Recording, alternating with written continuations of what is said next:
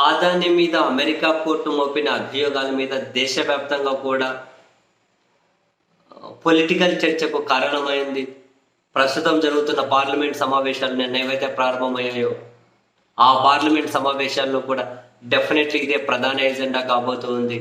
కేంద్ర ప్రభుత్వం దీని మీద ఎలాంటి సమాధానం చెబుతుంది అనే ఆసక్తి అయితే ప్రజల్లో నెలకొని ఉంది. అండ్ ఆంధ్రప్రదేశ్ రాష్ట్రం వరకు వస్తే జగన్మోహన్ రెడ్డి గారిని మాత్రం కార్నర్ చేయాలి, ఆదానిని టచ్ చేయకుండా అని చెప్పి ముందుకెళ్తున్న కూటమి పార్టీల నాయకులు వాళ్ళ చర్యలను ఇటు విపక్ష నాయకులు అంటే చంద్రబాబు గారిని బాగా అభిమానించే కమ్యూనిస్టు పార్టీ నాయకులు వ్యతిరేకిస్తున్నారు.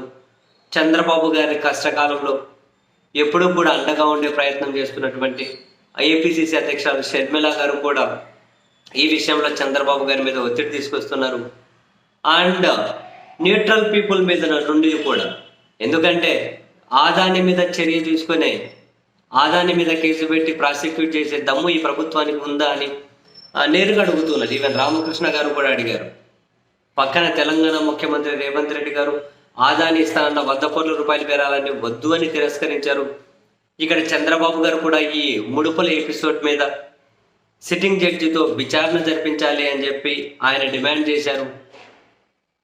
అండ్ షర్మిల గారు కూడా చంద్రబాబు నాయుడు దమ్ముందా దాని మీద సమీక్షించి ఆదాని మీద కేసు పెట్టి ప్రాసిక్యూట్ చేసే అంత దమ్ము అని చెప్పి ఆమె ఇప్పుడు చంద్రబాబు సర్కార్ జగన్ను కార్నర్గా చేసుకొని జగన్ను ప్రాసిక్యూట్ చేయాలి అని చెప్పి అనుకున్నా అది డెఫినెట్లీ నవ్వుల పాలు అయ్యేది. చాలా క్లియర్గా కక్ష సాధింపుగానే కనిపిస్తుంది. అలా కాకుండా ఆదాని దగ్గర నుంచి ప్రాసిక్యూషన్ మొదలైతే అప్పుడు ఈ విచారణకి ఏమైనా అర్థం పరమార్థం ఏదైనా ఉంటుంది. సో ఇప్పుడు చంద్రబాబు నాయుడు గారు నిజంగానే ఆదానిని టచ్ చేసే అంటే ఆదాని మీద కేసు పెట్టి అంత ధైర్యం చేయగలుగుతారా? పోనీ తన నిర్ణయాల మీద ఏవైనా గత ప్రభుత్వంతో కుదుర్చుకున్న ఒప్పందం మీద ఏమైనా సిట్టింగ్ జడ్జితో విచారణ చేయించగలుగుతారా అంటే అది అంత ఆషామాషి కాదు. చంద్రబాబు నాయుడు గారు అంత ధైర్యంగా ముందుకెళ్తారని చెప్పి ఎవరు అనుకునే పరిస్థితి కూడా లేదు. అదే సిట్టింగ్ జడ్జితో విచారణను మరొకటనో అంటే ఈ అంశానికే పరిమితం కాదుగా. భారీ సౌర ప్రాజెక్టులు ఉన్నాయి ఆంధ్రప్రదేశ్ ప్రభుత్వంతో ఆదాయాన్ని కుదుర్చుకున్నవి గత ప్రభుత్వంతో. గంగవరం, కృష్ణపట్నం పోర్టులు ఉన్నాయిగా, ఇంకా చాలా పెట్టుబడులు ఉన్నాయిగా. వీటన్నిటి మీద సమీక్షించాల్సి ఉంటుంది. ఇవన్నీ అవసరమైతే ఆదాయం నుంచి వెనక్కి తీసుకోవాల్సి ఉంటుంది. మరి ఆ పని చేయగలుగుతారా? చంద్రబాబు నాయుడు గారి మీద మాత్రం ఒక ఒత్తిడి అయితే కొనసాగుతూ ఉంది. తను ఏం చేయాలి అన్న ఈ విషయంలో ఢిల్లీ పెద్దల నుండి క్లారిటీ రావాలి. లేదు పార్లమెంట్లో అయినా కనుక కేంద్రం ఏం క్లారిటీ ఇస్తుందో చంద్రబాబు సర్కార్ వెయిట్ చేయాలి.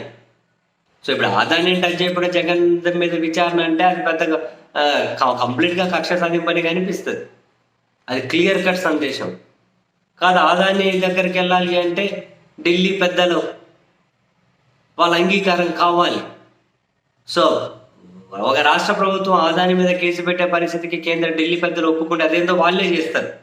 దేశవ్యాప్తంగా వాళ్ళ మీద విమర్శలు వస్తూ ఉన్నాయి కాబట్టి